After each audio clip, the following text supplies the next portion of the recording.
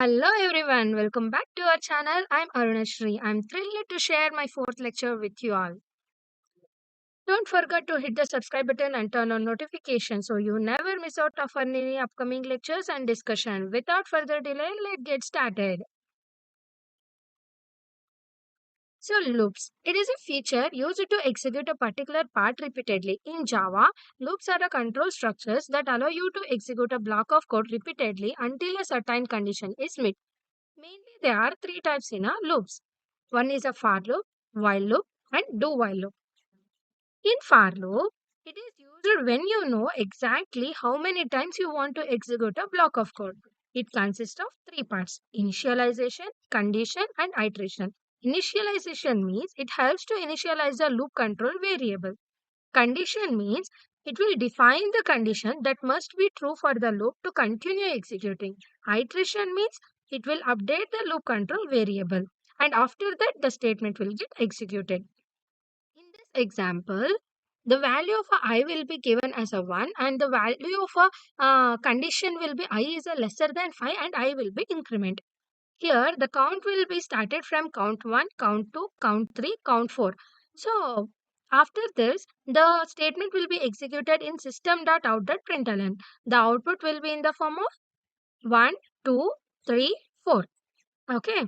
And it will stop the execution when the I is a no longer lesser than 5. Then move on to the while loop. The while loop is used when you want to execute a block of code as long as condition is true. It consists of only a condition.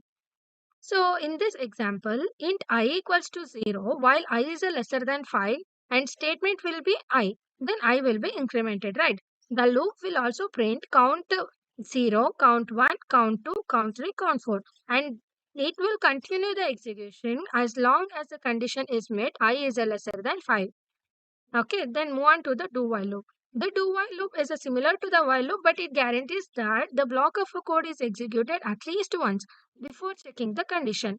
So, in this example, the value of I will be 1 and the do loop will start its continuation and the output will be given in the form of a system.out.println. Like the previous example, this loop will print count 0, count 1, count 2, count 3 and count 4. It first executes the block of code and then check the condition I is lesser than 5. In this, all types of the loop will be important to ensure that loop condition will eventually become false to prevent the infinite loop. Additionally, you can use a control statement like break and continue to alter the flow of execution within a loop.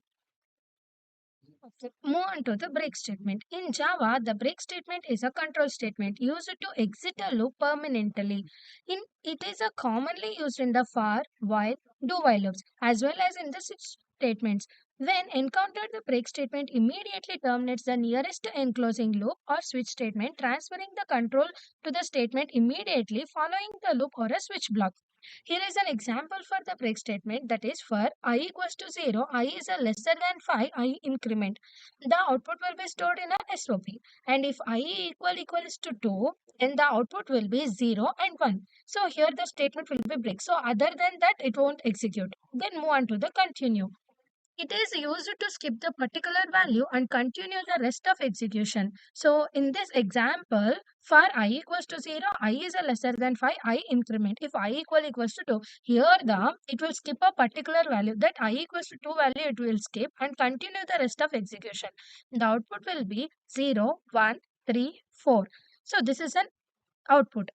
In Java, the continuous statement is used within a loops to skip the rest of current iteration and proceed the next iteration of the loop.